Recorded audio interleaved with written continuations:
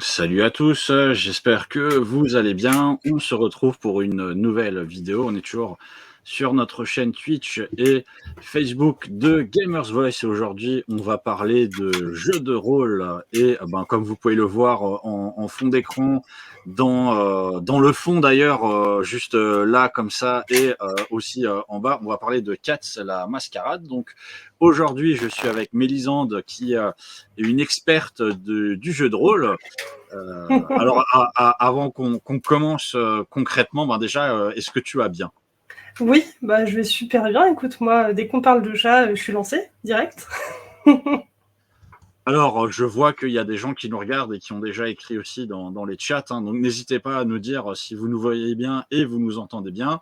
Et si jamais vous avez des questions à poser tout au long du live, n'hésitez pas à les poser. On aura une phase de questions-réponses à la fin pour pouvoir répondre à toutes vos questions. Alors, aujourd'hui, on se retrouve donc sur notre chaîne pour parler de jeux de rôle Cats, la mascarade. La première question que je vais te poser, c'est tout simplement d'où est venue l'idée de ce jeu de rôle. Ouais, alors je vais juste préciser avant que je ne suis pas l'autrice du jeu de rôle, mais je connais très bien l'auteur, donc ça me permet de pouvoir répondre à pas mal de questions. L'idée est venue en fait d'une partie type Donjons et Dragons, où tout simplement l'auteur a subi un sort, a été transformé en chat, il a dû jouer en fait un chat tout au long de la partie. Et s'est dit, tiens, c'est pas con, ça serait marrant d'avoir un jeu de rôle avec des chats. Et sur ce petit délire, il a commencé à créer un jeu de rôle un peu inspiré de Vampire la Mascarade, avec des chats qui ont des talents. Oui, parce que bon, vous voyez, vos chats sont tellement rapides qu'on se demande s'ils se téléportent pas. Justement, par rapport à Vampire la Mascarade, quoi qu'on va y venir, puisqu'on va parler de l'univers, c'est quoi concrètement l'univers justement de Cats la Mascarade? On est plongé, est-ce qu'on est à notre époque, ou est-ce qu'on est dans le futur, dans le passé? C'est quoi l'univers? Tu peux vraiment jouer dans toutes les époques. La plupart de l'univers en fait va se passer principalement sur du moderne, du contemporain, avec les chats aujourd'hui, mais il n'y a rien qui interdit de faire un scénario, je sais pas, dans l'Antiquité, à Atlantide, sur les pyramides ou quoi que ce soit, ou même au XVIe siècle. Aujourd'hui, la plupart des scénarios se concentrent quand même pour l'instant sur du contemporain, mais il y a pas mal de personnes qui commencent à essayer de voir pour créer des scénarios dans les MJ, que ce soit plutôt des scénarios contemporains ou effectivement d'aller plus sur une période historique. Alors justement, au niveau des personnages, on est dans un univers de chats. Est-ce qu'on ne joue que des chats? Est-ce qu'il y a d'autres personnages jouables? Et au niveau des chats, c'est quoi un petit peu ce qu'on peut faire?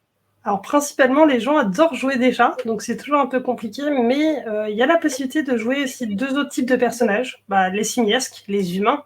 Ça peut être des humains qui connaissent un petit peu la mascarade, qui sont ce qu'on appellerait des alliés d'une certaine manière. Et on a ce qu'on appelle les basses-têtes. Ce sont des chats qui ont fait un contrôle mental, et sont pas revenus à temps dans leur corps de chat, et donc du coup ils sont restés coincés dans un simiesque. Au niveau juste de l'histoire générale, puisque on est sur un univers où on peut jouer des chats, c'est quoi l'histoire générale quand même justement de Cats la mascarade qui nous pousse à jouer des chats? Pardon, excuse-moi. Oui, alors, pour jouer Cats à la mascarade, il faut peut-être partir d'un peu plus loin. Dans Cats à la mascarade, le concept de base, c'est on joue tout simplement des chats qui ont une certaine, archive historique qui se transmet par les gènes. Ces chats ils laissent penser aux humains que, bien évidemment, c'est la première race intelligente de la Terre, alors que non, avant, il y avait le chat. Savoir que le chat a transformé le génome humain lorsque c'était un Cro-Magnon, et puisqu'il y avait un pouce préhenseur et que c'était vachement pratique, ils s'en est servi d'esclaves. Au fil des années, il est arrivé pas mal de choses, et après Atlantide, tout a un peu caracolé autrement. Il faut dire qu'il y a un chat qui avait les yeux plus gros que le ventre et qui a tourné la lune en ayant amplifié ses pouvoirs psychiques. Et du coup, il y a eu un gros marasme. Voilà, donc les chats ont commencé à être un petit peu moins présents, enfin ils ont en tout cas été décimés pour une partie. Et en plus, parmi les chats qui restaient, qui avaient toujours des talents psychiques, et bien évidemment, il y en a certains qui ont commencé à attraper une sorte de maladie où en fait on perd ses talents psychiques. Et du coup, ça a été scindé entre les éveillés, ceux qui ont des talents psychiques et que vous allez jouer, et les dégénérés. Donc en fait, il y a plus de dégénérés dans les chats que d'éveillés. Et comme vous êtes en moins grand nombre, votre but c'est quand même de survivre et de ne pas vous faire choper. Donc vous laissez croire à l'humain que c'est lui le maître, alors qu'en fait c'est vous qui le menez par le bout du museau. Est-ce qu'on est dans un univers où tous les chats sont des super chats, ou est-ce qu'il y a juste une partie des chats? Non. Il y a... Ah, tu veux dire, est-ce qu'il y a que l'espèce des chats qui a des talents? Ouais, est-ce qu'en fait, dans l'univers du jeu, tous les chats sont des chats intelligents, ou est-ce qu'en fait, c'est une partie des chats, et il y a quand même une autre partie des chats qui existent, qui sont des vrais chats?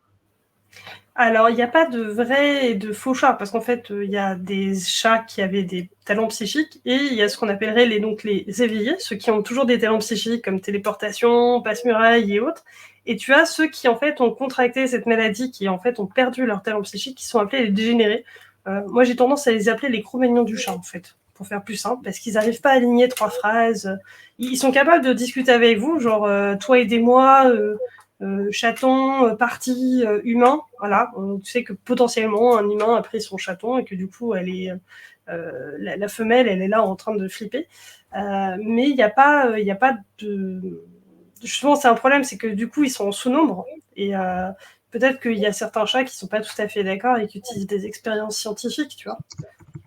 Je sais pas. Peut-être que dans un scénario, quelqu'un essaye de transformer les dégénérés en éveillés et peut-être qu'en fait, ils testent sur d'autres animaux, on ne sait pas.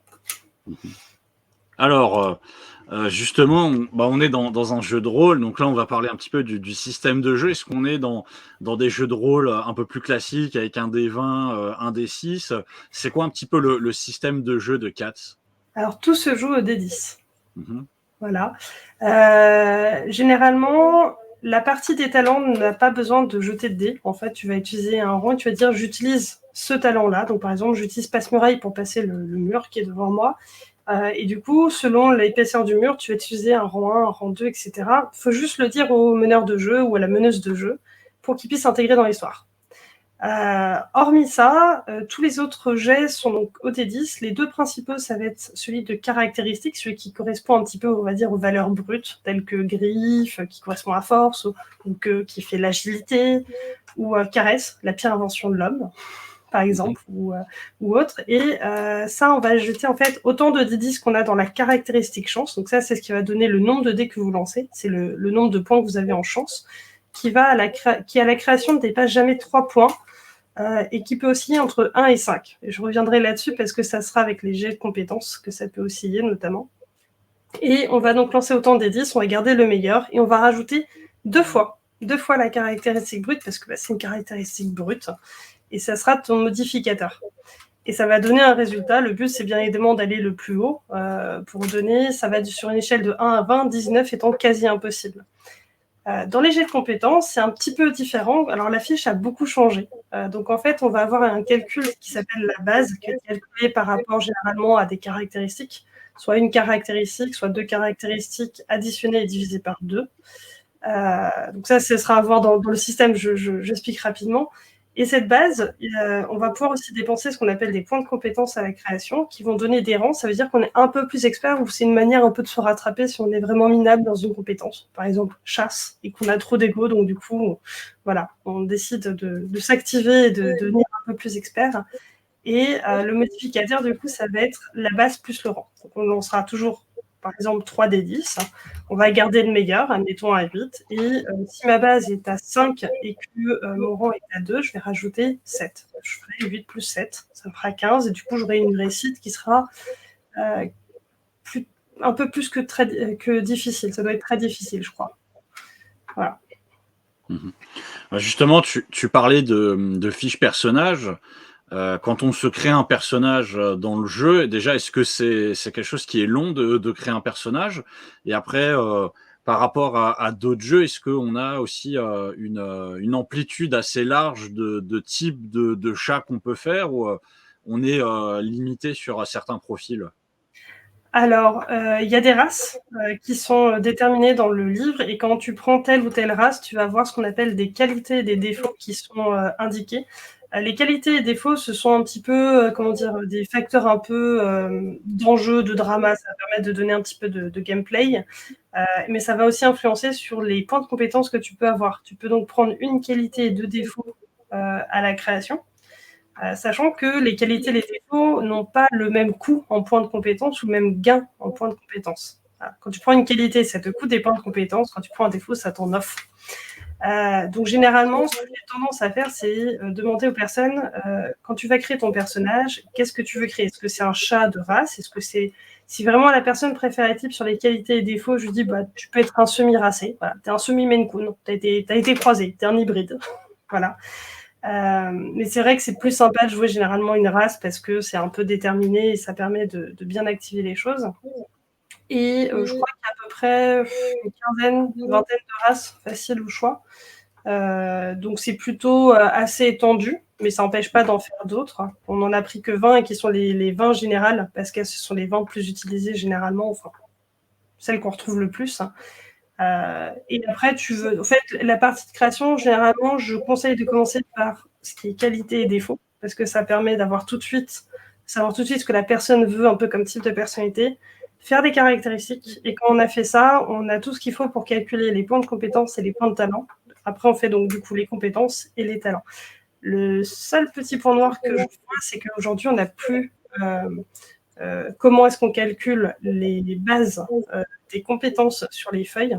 Donc ça a été beaucoup, beaucoup simplifié, ce qui fait que ça donne plus de travail en fait au MJ. Et donc, du coup, le MJ va peut-être prendre plus de temps à vérifier toutes les fiches, alors qu'avant, on pouvait dire, bon, bah, maintenant, tu calcules la base. Quand tu as fait ça, tu me dis, je te donne tes points de compétences et comment tu les dépenses. Et après, c'était facile. Donc là, il y a, on va dire, une micro-étape qui s'est rajoutée avec la V2. Mmh. Alors, justement, au niveau des débuts, est-ce que dans Cats, on va dire, il y a une première campagne ou plutôt scénario découverte ou des scénarios découvertes qui existent un petit peu pour se mettre dedans? Alors, il n'y a pas de campagne, à vrai dire, qui soit extrêmement longue, mais il y a des scénarios qui se rejoignent, qui peuvent faire une petite campagne, ce que j'appellerais une semi-campagne. Dans les scénarios d'initiation, si vous achetez Cats, vous retrouverez un de mes scénarios préférés qui s'appelle Tati Daniel, où par exemple, il faut sauver une vieille dame de ces chatons humains qui essayent de la buter parce qu'ils veulent vendre le terrain à un promoteur et gagner de l'argent parce que ils ont des besoins d'argent et que peuvent estimer que maman ou belle-maman ne devrait plus vraiment trop exister, qu'elle est assez âgée, que ce serait le bon moment pour partir, disons. C'est assez inspiré aussi comment on peut dire ça, du film, avec Tati Daniel et autres, et donc du coup c'est assez intéressant parce qu'en fait, bon, il y a toujours quelques inspirations un peu pop culture qu'on peut retrouver. On va avoir aussi Sauver le Chaton Ryan, qui est plutôt un bon scénario d'initiation où en fait dans une portée de dégénéré est né un éveillé, parce que bien évidemment, ça arrive de temps en temps, s'il y a des mélanges. Et votre but, c'est de chercher le chaton éveillé pour pouvoir le former au voile de la mascarade, au grand jeu, donc le fait de ne pas être découvert par les simiesques. Et ça, c'est assez chouette. C'est assez chouette, mais du coup, ça demande d'aller sur place, etc. Et c'est deux scénarios que je trouve plutôt pas trop mal pour l'initiation. Mmh. Alors justement, tu parles de scénario d'initiation, mais est-ce que, il y a un kit qui existe ou qui existera dans le futur? Est-ce que c'est quelque chose qui est prévu? Alors, ça n'existe pas. Je crois que ça a été mis sur la table auprès de BBE. Moi, je suis revenue à la charge parce que j'ai des personnes qui m'ont fait la demande dans la communauté de Cats. Ils savent que je suis un bon relais puisque je suis en contact avec BBE et avec l'auteur. Et bien évidemment, c'est un peu compliqué parce que s'il y a un kit, ça demande quand même peut-être de devoir l'imprimer. Ça, c'était pas quelque chose qui est prévu ou qui est possible forcément au niveau des coûts, mais on essaye de travailler pour voir si à partir de la rentrée, on pourrait pas obtenir un kit PDF, par exemple, au moins, où les gens pourraient faire un petit scénario entre 2 et 3 heures avec quelques pré-tirés et quelques informations sur comment tirer les dés. Voilà. Mmh.